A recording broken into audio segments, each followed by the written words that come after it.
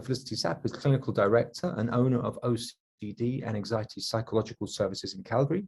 She has extensive experience treating children, teens and adults with OCD. She's a board member of the Scientific Advisory Committee of Anxiety Canada and a credentialed member of the Canadian Association of CBT. She provides training supervision to therapists as part of the Pediatric Behavior Therapy Training Institute for the International OCD Foundation, and annually, since 2008, presents OCD and anxiety-related workshops in the USA and Canada. I hand it over to you, Dr. Sapp. Okay, so thank you for coming and good morning. I know this is early, so thank you for coming. As Julian mentioned, this is a third webinar in a series that I presented. And so it actually assumes that you've either watched or participated in the first two webinars, because there's going to be an assumption that you have a good understanding of CBT and ERP. And in the first webinar, I talked a lot about kind of getting ready for treatment and the cognitive strategies that we implement with CBT. In the second webinar, I talked about case formulation and exposure and response prevention therapy. And in this third webinar, I'd like to talk a little bit more about some of the challenges that can come up when we are working with this population. Okay, let me just make sure this all works. So these are my disclosures. So my hope is from this webinar that you will be able to identify two common challenges in treating pediatric OCD, develop a strategy to address challenging presentations of pediatric OCD, and be able to implement a treatment plan using ERP for disturbing content OCD. So OCD is a neurobiological disorder. And so what that means is that basically it's the way that the brain has become wired over time. And I talked a lot about the brain and what was going on in the brain in the first webinar, but briefly what we know is that the amygdala is sending off a false fear message. And when the amygdala sends off the message, it triggers your fight or flight response. And even though the message it sends off is a false alarm, the body doesn't know the difference and it acts as if the danger is real. Then the person, of course, feels the anxiety and engages in their ritual or compulsion. And so really the aim of treatment is that we want to retrain the amygdala to stop sending the false alarms and to change the wiring in the brain. So I want to talk a little bit about some factors that can make pediatric cases challenging. First of all, I want to talk a little bit about comorbidity. We know that there is a high amount of comorbidity that can happen with children who have OCD. In fact, there's about 70% of children who have OCD will have another comorbid diagnosis. It actually is more common in adults than in children, but we still will see it. And one of the most common ones we see is an anxiety disorder.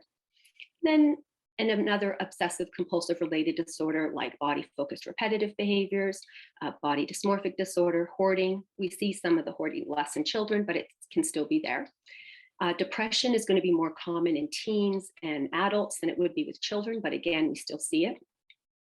And with ADHD and ADD, we see about a 15 to 20% comorbidity. With children and teens, we're going to see more externalizing disorders rather than kind of the substance use that we'll see with teens and adults.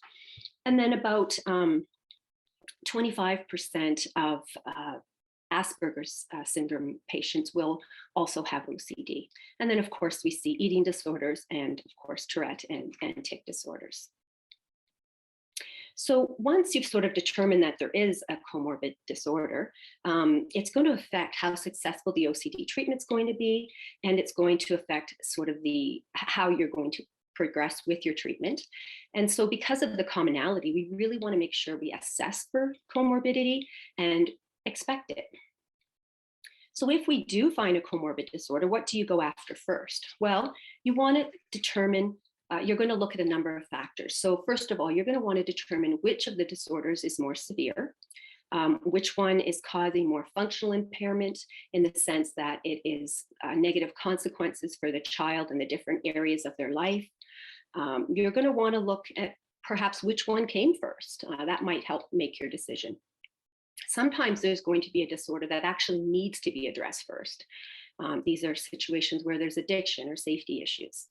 And then you're going to want to take into account what your client, the patient, the youth and family would prefer, what they would like to do. Sometimes we can treat one disorder and the other one lifts. I find this most often when for example, depression might be related to the impact that OCD is having on the youth's life. And then when I treat the OCD, we actually see that the depression lifts. Other times we might need to treat both disorders at the same time. So with depression, we might be taking into account having some medication as well as behavioral activation. Excuse me. With ADHD, medication and maybe some planning, organization, executive functioning, skill training.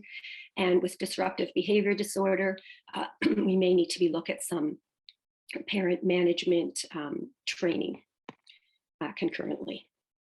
So once you've kind of determined that the comorbid disorder is actually interfering with the treatment, then you have a couple choices. You can refer to other services to address that comorbid diagnosis at the same time as continuing to work with the youth on the OCD treatment. These would be situations where it's like family therapy or parent training. In a situation where there are safety issues, the youth is suicidal or they're not eating, they're not functioning, then you're going to want to refer to some type of crisis intervention to get the youth stable, and you're going to stop doing ERP treatment. And then finally, there's going to be situations where you might be recommending to the youth and the family that they address the other disorder first. So it could be something like an eating disorder, or if there's a substance use, and then come back and get back into the ERP or ERP OCD treatment once they're in a better place and ready to address it. There's going to be situations where medication is needed. If the anxiety and distress is too intense, or there are the comorbidities are there and they're like depression and we need to lift the mood. So to be able to engage in treatment. Another situation is where the youth is not making advances quick enough, or they're resistant to doing the ERP, or there is a past history of failed CBT treatment. And then finally, when the severity of the OCD is in the extreme range or high end of the severe range, and we really need to make advances quickly, then medication is going to be suggested. So medication is one way of treating OCD. CBT is another way. So CBT, the cognitive part of CBT, is where we are teaching the youth to respond differently to the obsessions. And so what this entails is correcting any sort of cognitive errors that are happening.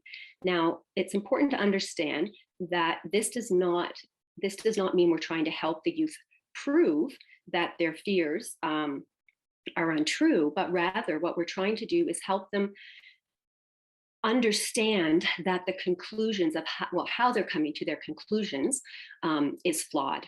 And so we're not trying to argue with the content of the obsession. We're not trying to rationalize the fear, and we're certainly not using this to decrease the anxiety. The behavioral part of CBT is exposure and response prevention therapy. And this is where there is the exposure to the triggering situation, place, thought, urge, object, while the youth is being prevented and encouraged to not engage in the ritual. And when we look at the research, there has been multiple reviews and analysis done over the years that really does support that CBT is the first line of treatment with children. And when we look at kind of the POT studies, we see that CBT is effective, medication is effective, the combination of the two are effective, and both are more effective than relaxation or any type of talk therapy. And we actually see that these results are actually showing long-term effects even up to 3 years, and that these have been generalized not only across different sites, but also across different countries.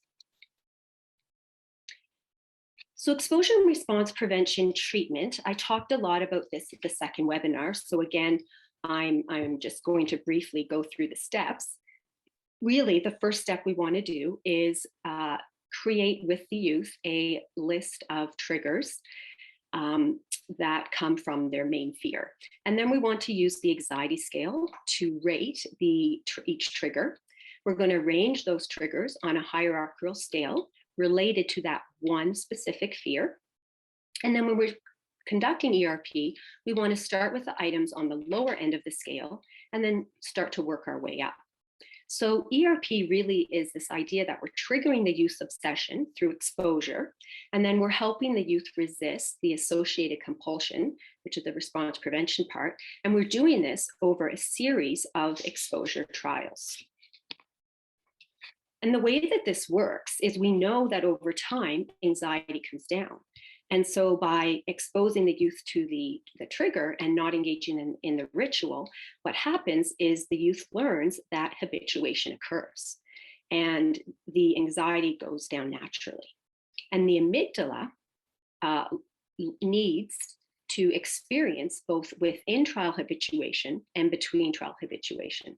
The amygdala is in the feeling part of the brain, and so it needs to feel the anxiety come down. We cannot talk it out of the fear. And so because it needs both within trial and between trial habituation, we can see that we need this multiple level of exposures with the same task over and over again. So that repetition is super important. And then what happens is over time, the amygdala will learn that it's not dangerous and it will stop sending that false alarm. So really, it's simply kind of similar to like riding a scary roller coaster. You know, the more you do it over and over and over again, the easier it becomes. So another area that makes pediatric cases challenging is disturbing content obsessions. Now, what are they? Well, I'm going to talk about three. One around harm, violent or aggressive thoughts or images, sexual themed thoughts, and religious or scrupulosity themed thoughts. So when we look at kind of these harm obsessions, we actually see that the content of a harm obsession is actually quite similar to what we with children and teens and what we see with adults, but it's going to be more developmentally appropriate. We will see that it is less common in young children compared to teens and adults, but it is still there. We know that OCD attacks what is important to the youth. So with younger children, we're going to see that OCD will go after kind of what the parents, harm coming to the parents, whereas with teens or older youth, it might say that harm is going to come to their friends or to a partner if they're in a relationship. There's going to be more kind of fantasy type themes that we'll see with youth than we will with adults. So it will incorporate movie characters or video game characters. So you can think about like Scar in The Lion King or the Joker in Batman. Another thing I also find is that kind of what's current in social media could be a fear. So I remember years ago, there was this character called Slender Man that some youth were quite scared of. And then with younger kids, we'll see kind of a fear of like ghosts and zombies and monsters. For younger children, what may be more prevalent is rather than kind of these obvious harm themes, it might be more around just aggressive or disrespectful actions. So they might be worried about pushing or shoving or hitting or just even calling people bad names. So some common harm obsessions that we can look at are, there's going to be kind of the fear of harm coming to themselves and that they are going to intentionally, that's intentionally going to happen. So, what if I start cutting myself? What if I take the scissors and stab myself? What if I get depressed and kill myself like that kid I heard about? They're also going to have fears around harm coming to other people, again, that they might intentionally cause that harm. What if I stab my parents, my siblings, or my friends? I have this image of me punching my friend. What if I act on it? And then there's these thoughts around harm coming to self or others in an unintentional way. What if I lose control and hit someone? What if I act on this urge to stick my fingers in a running fan? If I don't do these rituals, then my parents could be in a car accident. What if I leave the door unlocked at night and an intruder comes in the house and attacks or kidnaps me or my family? So what we'll see as some compulsions around these types of obsessions, avoidance is a big one. So we're going to see the youth wanting to avoid any triggers such as sharp objects, family members if there's fears around that, and then also any kind of media, TV shows, movies, etc., related to the fear. We're going to see a lot of reassurance seeking. Questions like, are you sure that I didn't hurt her feelings when I said that? Are you sure you're okay? There's also often this need to tell the confession. Now, need to tell the obsession. And sometimes that is just a subtle way of getting reassurance. Other times it is a need to tell the obsession to prove to themselves that it is a thought rather than the truth. And in one of my examples, you'll see that was one of the compulsions. Checking is another big one. So a lot of texting, constant excessive texting, excessive phone calling to make sure that the person's okay. We'll also see some retracing of steps or actions. So if there's a worry that they may have hit someone when they're on their bike they might have to go back and ride the route they were on. And we'll also sometimes see repeating of actions. So having to repeat the same action over and over until I have a good thought. Mental compulsions are quite popular. I know that's not the right word. Common in any types of these types of disturbing thought obsessions. So we'll see things like thought suppression, trying to push the thought away, or trying to challenge the thought, trying to tell themselves that they're okay, trying to replace a bad thought with a good thought. Superstitious behaviors refers to where the youth will engage in an action or a behavior in order to try to ensure that the feared topic does not happen. So for example, I need to kind of keep putting my pen down over and over again, or put it down in a certain way to ensure that nothing bad, my parents don't get in a car accident. And then, of course, we'll see sort of this Googling and internet searching around symptoms and around the fears. When we're looking at sexual themed obsessions, again, we see that OCD attacks what is important to the youth and where the youth is developmentally. So we know that children and youth are, during puberty, they are starting to question their sexuality. They are trying to determine what type of people they might be attracted to. There's going to be curiosity about different genders. And so there's this normal questioning that's happening of their sexual identity. And so because of that, youth will have age-appropriate sexual thoughts, but OCD will take those thoughts and kind of twist them into saying, why are you having this thought? What does it mean? What does it say about you?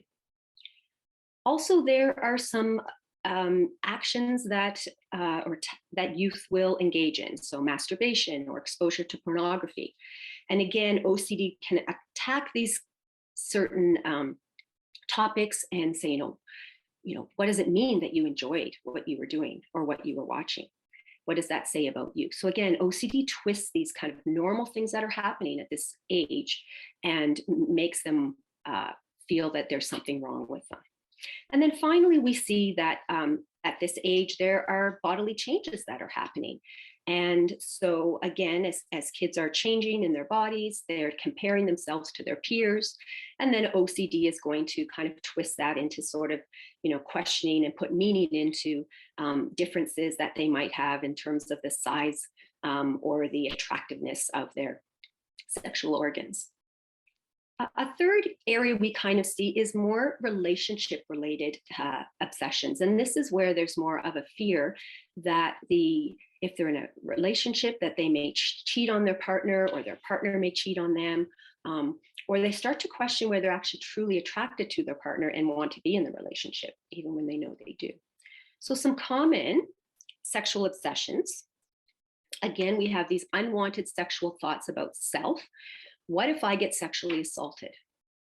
What if my dad or mom touches me inappropriately? What if I kiss someone or like someone who is a different gender than the one I prefer? We'll also see unwanted sexual thoughts about other people. Am I attracted to? Do I want to have sex with my brother, my sister, my mom, or my dad? What if I force a child to kiss or touch me? What if I'm a pedophile? And then these more relationship related. What if I kiss a different person other than my partner? What if I don't like my partner or I think that they're ugly? What if I get pregnant from sitting on the same couch as my brother or my dad or my partner? So some common compulsions that we'll see, again, is there's with sexual obsession, there's a lot of checking that can happen, and it's more kind of checking self. So there can be, checking for pregnancy signs. There can be kind of body scanning and checking for arousal. For some youth, we'll see this excessive washing where they feel the need to have to wash their, spend more time washing in the shower of their body parts. They might feel that they have to, wash to remove semen. Again, we'll see those mental compulsions, the thought suppression, similar to the ones I mentioned earlier. Avoidance of triggers is going to be common as a compulsion. So avoiding certain places, avoiding certain people or types of people, again, avoiding topics or internet or movies media related to that topic. With youth, you're going to see more self-reassurance around this. And that's because these are often obsessions that they're keeping to themselves because they're embarrassed or ashamed. And so they will try to reassure themselves. With younger children, they're going to be looking for reassurance from their parents. There's going to be a lot of internet searching. We see sort of Googling symptoms and characteristics of pedophiles, et cetera, or also internet searching in order to compare and their attraction response or arousal to an appropriate trigger in order to prove that they are not attracted to the inappropriate trigger. And then we'll also see at night some checking of doors and windows to make sure that everything's locked up so that no one's going to come in and sexually assault the family. And then those superstitious rituals I talked about earlier as well. So when we're looking at scrupulosity or religious type obsessions, we see again that the content is going to be similar to adults, but it's going to become more complex as the youth ages. These are thoughts about intangible beliefs about faith. So they're really unable to be verified or proven, which makes them quite challenging. There is difficulty, not just for the youth, but also for therapists in being able to separate typical religious acts or religion from OCD rituals. Often these are intrusive thoughts that are related to fears that the youth said, did, thought something that is offensive to a god or religious figure, or wrongful or sinful or evil, or it's irresponsible or harmful to others. And they are fueled by the feelings of doubt and shame and guilt that they will feel when they have these obsessions, and then feel that need to have to engage in the compulsion. And often the consequences that they're worrying about are things that are future oriented even after death. So they're worrying that they might be punished by a higher power, like going to hell, or that they might be punished by society and be going to jail. And there's a fear that it means that the youth is a criminal, a sinner, a mean, or an evil person. So some common scrupulosity obsessions we see are the fear of doing a wrong or immoral act. So it's wrong to swear. What if I blurt out swear words in class? When I glanced over at my friend during a test, what if I was trying to cheat? I need to tell the teacher. That's the compulsion. When I grow up, what if I become addicted to alcohol or drugs? I must repetitively push on the fridge door so the food doesn't go bad and we waste money and electricity. There's a fear of being an evil person. What if I like the devil? What if I become Darth Vader or Hitler because I thought of him? Because I did not say the right thing to my friend, I hurt their feelings, and that means I am a bad person. And then there's a fear of offending God or a religious leader. What if God becomes upset with me because I did not listen? What if I don't believe there's a God? What if I hurt God's feelings because I did not pray long enough or do it properly? So some common compulsions that we'll see with scrupulosity is this need to tell. And it's basically just the youth feels this need to tell about events that have happened in their life where they fear they may have done something wrong. So for example, it can be as simple as, I didn't answer Sophie at school today when she asked me a question. I was angry at my teacher today. And then we'll also see kind of these confessing. So the need to confess what they see as feared actions that they may have engaged in. I think I stole something when I was at the store. I better go talk to the store clerk. When I was driving to school today, I think I hit someone. I better go to the police. We also see sort of excessive apologizing, often with family members. So a lot of I'm sorries and getting them to apologize. We'll see excessive or ritualized praying. So praying done in a very controlled or structured way where there is the need to finish it. And if it gets interrupted, I might have to start over again. A lot of reassurance seeking is seen with scrupulosity. Are you sure I didn't hurt her feelings when I said that? Are you sure I didn't do anything wrong? Are you sure it wasn't cheating when I asked the teacher a question during the test? You're going to see this avoidance of the feared content. So again, that's like we talked about earlier, often more media, pictures, etc. And then the mental compulsions are going to be similar to the ones I mentioned earlier, but also we often will see what's called mental reviewing. And this is where the youth in their head is kind of going over, I said this, she said this, in order to kind of determine what happened in that interaction to ensure for them that they didn't say or do something wrong. And then finally, we'll see kind of these hyper responsibility actions.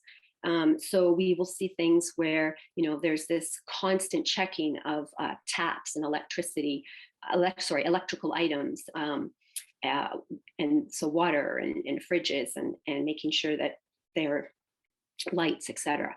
And then also there's this hyper responsibility where there's this scanning of the environment for looking for hazards. So for example, in going to the washroom and there's a drop of water, I left a drop of water on the floor. Well, I better wipe that up or else someone could trip and then it will be my fault. So with these disturbing content obsessions, we want to make sure that we are asking the right questions and using a very matter-of-fact and neutral tone and facial expression when you're trying to ask questions and gather information. This helps the youth become more comfortable in talking about these very uncomfortable topics. In fact, often the therapist is the first person that the youth has actually told the details of these obsessions to. And so the response given is, it's super important that you are normalizing the symptoms for the youth and helping them be comfortable. It's important that you get the obsessions in the youth's words. What are the images, movies? What is OCD saying? Their understanding is going to be different than from an adult point of view, and we don't want to bring an adult view into the treatment process. And then finally, you're going to want to obviously interview the youth, but you're also going to want to interview the parent. And often I will interview them separately first, so that allows each of them to be able to speak freely, and then bring them together to discuss if there's discrepancies and to sort of the differences that there may be present. So I'm going to talk a little bit about how to obtain information on the different types of disturbing content obsessions. So with harm obsessions, again, we want those very specific details. What exactly is OCD saying to you? What pictures, movies play in your head? You're going to want to ask about avoidance. Are there any activities, people, places that you avoid because you're afraid that something bad may happen? You're going to want to ask about how do these intrusive thoughts make the youth feel? to determine whether or not, they have feelings of, do these thoughts give them pleasure? Are these actually egosyntonic thoughts? Or are these thoughts that cause them distress and anxiety, which are ego dystonic thoughts? You're going to also want to ask if there is a history of violence. So has there been observed violence? Have they been bullied in the past? Have they themselves bullied others? And then you're going to want to ask whether or not they sort of shared these thoughts with anyone. Is there anyone that you have told about these thoughts before? And if so, who is that? When we're trying to get information on sexual obsessions, again, you're going to want to use very child-friendly and developmentally appropriate terms. So you want to find out from the family, how do they refer to body parts, so that you can use the same terms and be consistent. Again, you're going to want to get the youth to explain in their own words what the content of the obsessions are, and having them sort of get a sense of what is the youth's understanding of sex or of sexuality, talking to parents and youth separately. This is where we can do that, so that you can come from their point of view rather than, again, from your own. And also, if there is misinformation regarding sexual thoughts, then you can give psychoeducation on one occasion. If you're going to want to ask questions related to sexual orientation, and also questions related to arousal fears, how do you try to figure out if you're attracted to the wrong person? And if you're working with a teen, you're going to want to ask about any relationship history and sexual activity as well. When we're looking at scrupulosity type symptoms, again, we want to ask questions in order to get an understanding of both the youth and the parents' beliefs. So we want to know, what is the youth learning at school, at home, in terms of religion or morality. It's important that you do not allow your own beliefs to sway or judge the appropriateness of the obsessions that the youth is having. And by asking the youth to describe them in their own words, again, what images, thoughts, urges that they experience. With scrupulosity, you're going to want to obtain some information from parents around, is there excessive apologizing going on or confessing at home? These kids, they tend to be easily missed because they're often viewed as a good kid. These are the kids who are worrying excessively, though, over minor situations. And so we can catch them kind of that way. And again, if there is any misunderstandings, you may need to provide psychoeducation about understanding the differences between OCD and typical moral and religious behavior. And again, this is only done one time. So with implementing ERP with disturbing content, so why is it so hard? Well, first of all, there are patient variables. It's not comfortable for them to tell about the details of these bad thoughts. And so they often keep them to themselves. So they often don't tell. It's quite scary to do ERP with these triggers. And so there's avoidance of that, not wanting to do it. And then there's a cognitive error called thought action fusion. And that is the idea that if I have a thought, it must be real. If I have a thought, I must want to have it. If I have a thought, it's going to happen. And so those are quite strong with these types of thoughts. And then, of course, these mental rituals, they could be occurring during ERP and the therapist isn't aware, the patient isn't aware. And then we also see therapist variables. In fact, there was a UK study done in 2019 by Kelleher et al., where they looked at some of these therapist variables, and they found that there were actually quite negative beliefs about ERP, such as a belief that these types of obsessions really are inappropriate for ERP. There was beliefs that the patient isn't able to tolerate the distress. And so therefore, I need to be providing arousal reduction techniques during ERP for them. we'll often see that the therapists get caught up in challenging the content of the obsession and arguing with the youth. And then we'll also see that sometimes therapists will scare the patient away by doing poor ERP. So maybe they flood them, or maybe they're just not properly trained in how to be able to figure out how to make it easier. As I mentioned, it's scary. And then finally, therapists might not be including parents in treatment, in which case they may be addressing something in therapy, but OCD is being strengthened by home behaviors. So when you are engaging in ERP with disturbing content obsessions, what do you do? Well, the most important thing to understand is that ERP treatment is the same. The goal of ERP treatment is to retrain the amygdala to stop sending that false fear message. And so it doesn't matter what the content of the obsession is. It doesn't matter what the thought is. It's irrelevant. Fear of killing a family member is the same as the fear of germs. And so we would go after it the same way. So it's important to not get confused by the content, not get upset by the content, and realize that once you've completed a good differential and you know that what you're working with is OCD, then you want to trust that you have that diagnosis, and you're going to proceed the same way you would with any other obsession.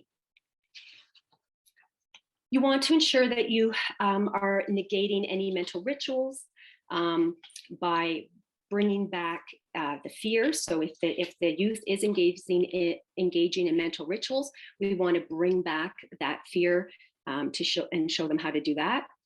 With these types of obsessions, to help with compliance, you're likely going to need some more creativity with ERP tasks. So using more child-friendly techniques, technology, games, etc. It's important that you go beyond what is typical when you're using ERPs when you're using triggers in ERP. So you'll see examples of this when I talk about the case examples. And with these types of content, often we will need to engage more distress tolerance, but not during the ERP. What we're going to do is we're going to slow down how fast we're going through the progression. So we're going to spend more time on some of the items before we move on, so to help them kind of get used to that. Other times we may find that with these higher provoking anxiety triggers, we're going to bring the anxiety down only to 50% rather than all the way. And then of course, it's very important that families are included in the psychoeducation, in the treatment, and that you obtain consent from the parents in the trigger choices you're using and the ERPs. And that's primarily, it's obviously that's going to be age dependent, but it is an important piece to include. So the only way, well, I'm going to say first, we know that OCD wants you to be 100% certain that what you're afraid of isn't going to happen. So the only way to fight back OCD is to learn, to help the youth learn to live with that uncertainty and to take the risk that their fear could happen. So the aim is to have both the youth and the parent accept the possibility that their fear could happen or is true or is possible. So I want to talk a little bit about some case examples.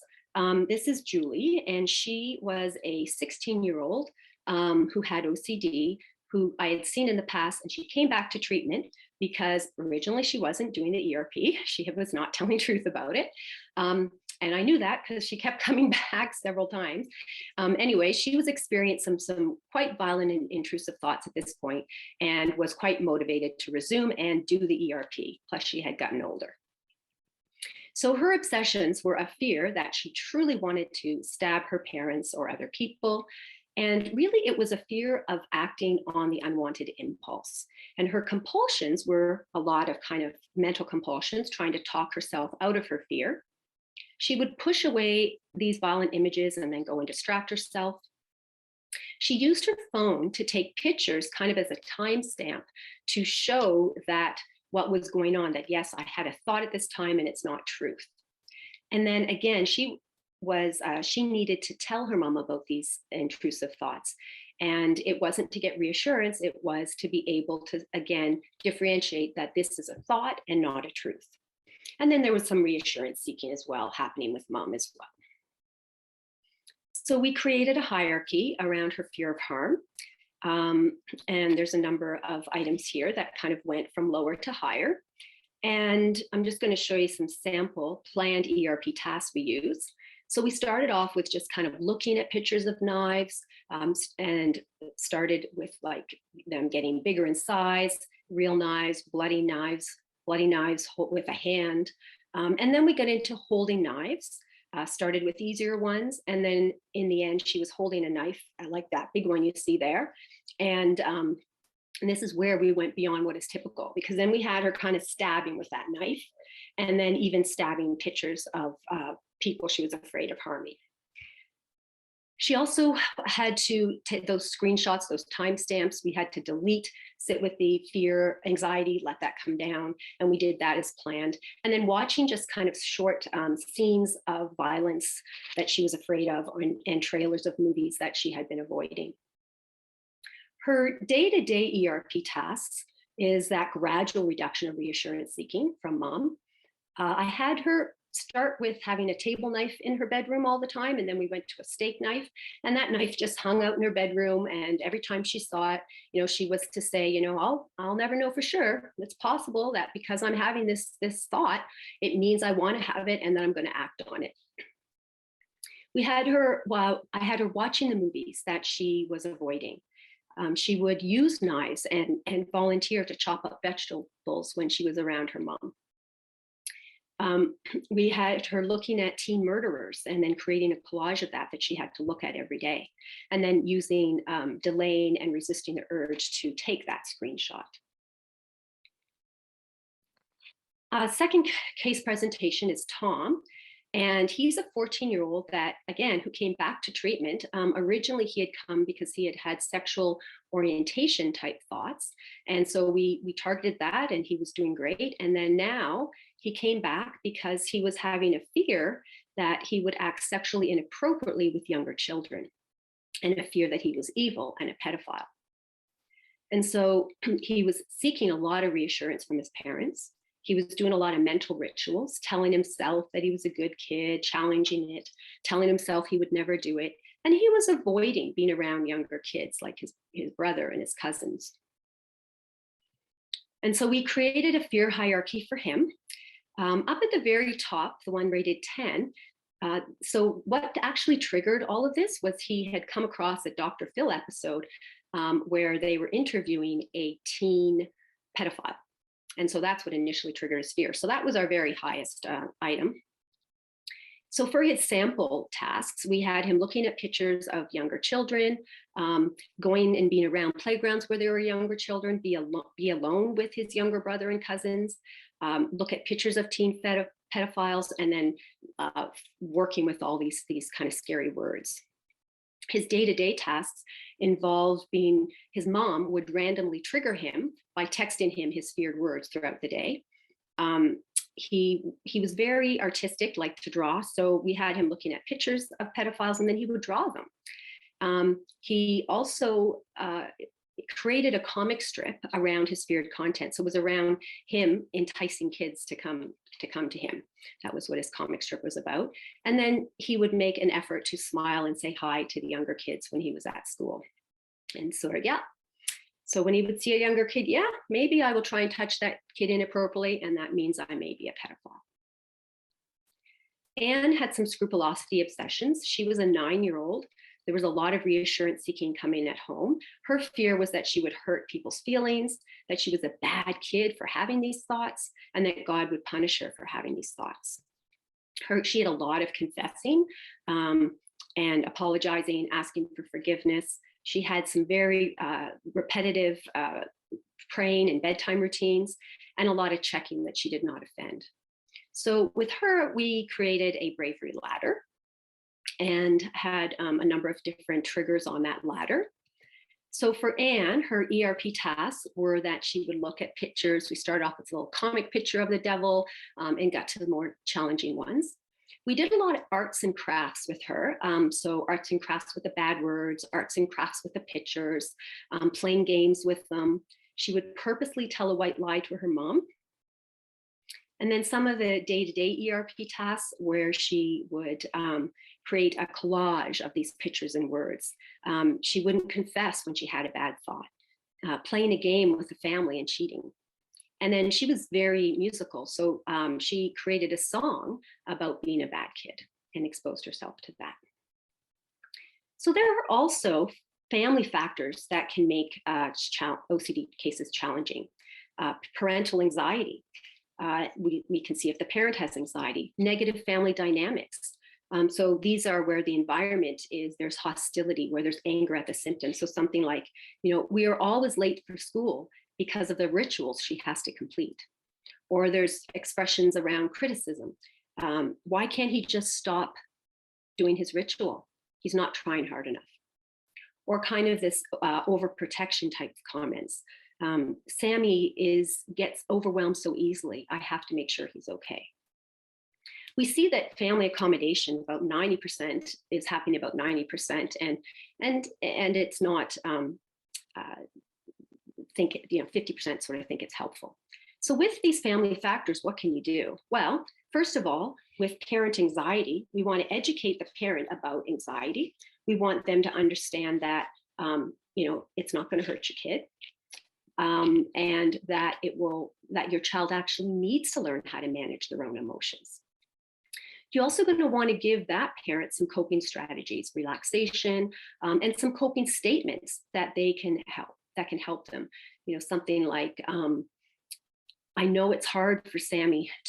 I know it's hard and Sammy will feel uncomfortable, but this is what's best for him. You're going to want to partner with a less anxious parent when you're doing the ERPs, and you might need to refer the parent to a therapist for their own treatment.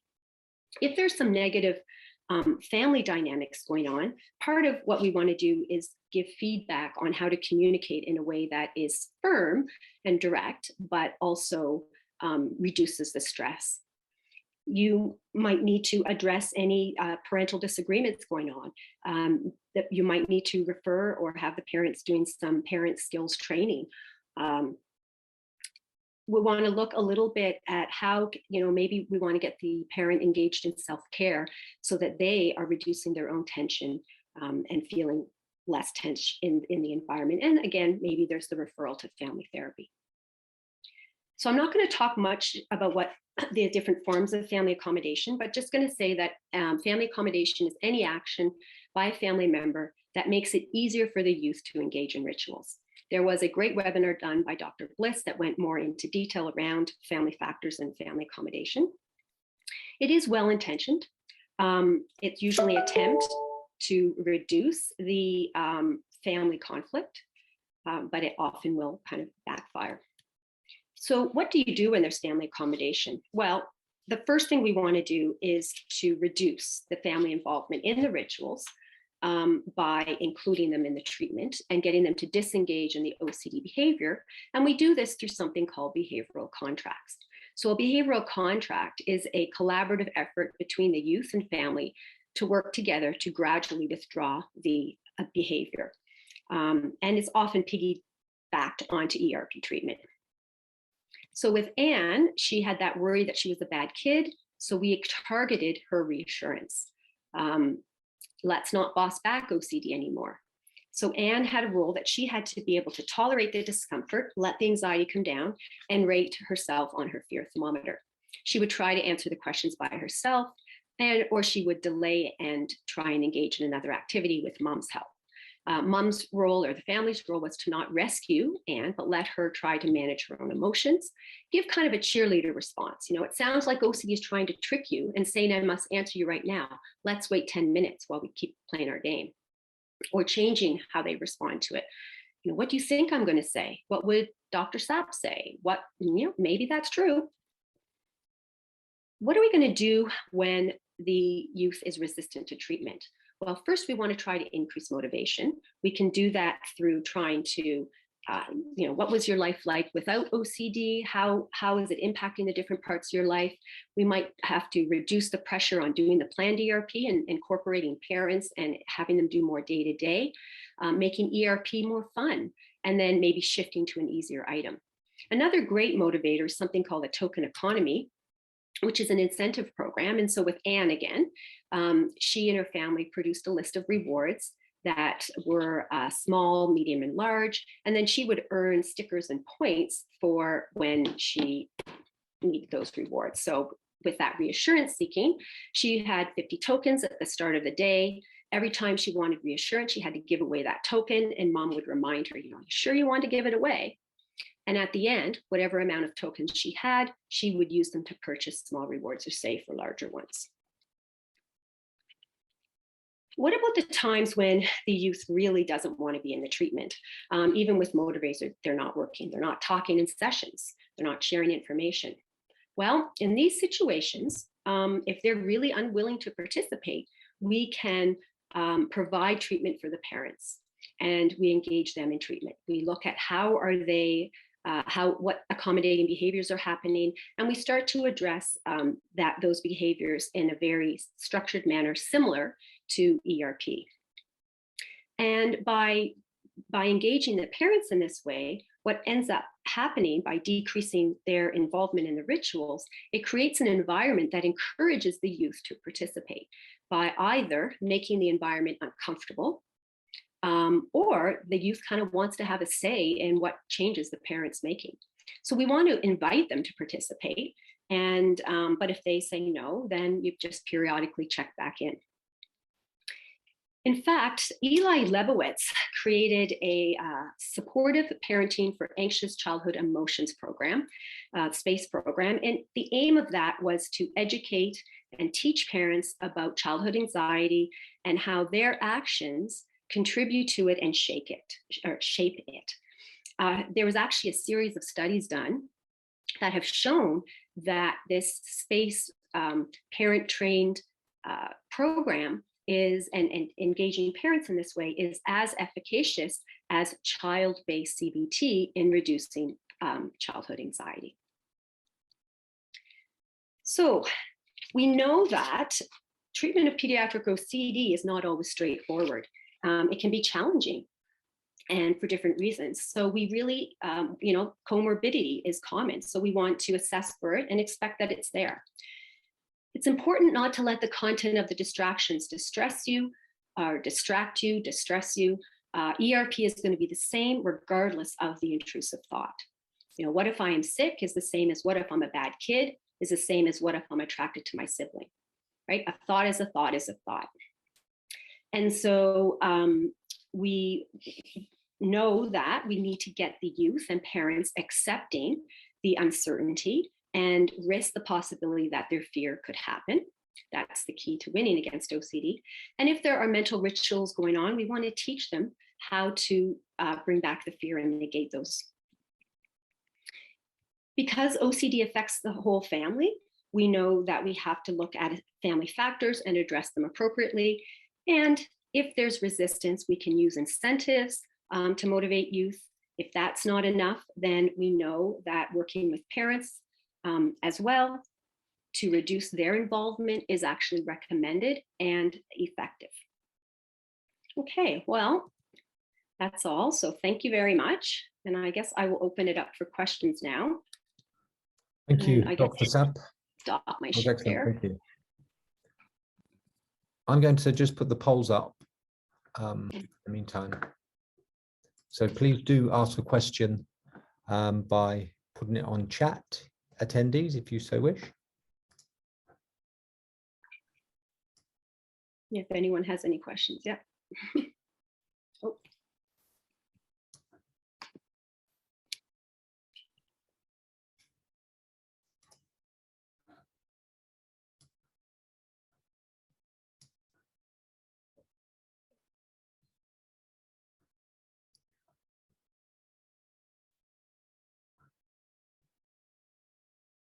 I can't imagine that I was that clear, that there's no questions about anything that I said.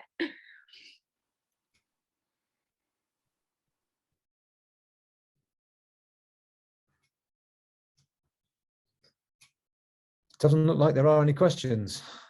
Okay. If there are no questions, maybe. Oh. Yeah, here we go. Okay, great. So please speak more about negating any mental rituals by bringing back the uncertainty. Okay, that's a great question. So mental rituals are obviously the rituals that are happening in the youth's head. And so what they're trying to do is they are trying to often to challenge the reality of their fear. And so even mental rituals they're often very automatic, so they aren't even aware of it. But what it's doing is it's bringing the anxiety down temporarily or prematurely and not allowing them to experience it come down naturally. And so what we want to do then is, because they do it so automatically, we need to bring back that fear. We need to kind of bring back the obsession. So we want to re-engage them in what their fear is or what the obsession is. So if they, for example, have a fear that I'm a pedophile, or that, I looked at that kid inappropriately, and then maybe a mental ritual would be, oh no, you didn't, you were just looking over there. Then you would want to bring back the fear by saying, no, maybe I really did look at that kid inappropriately.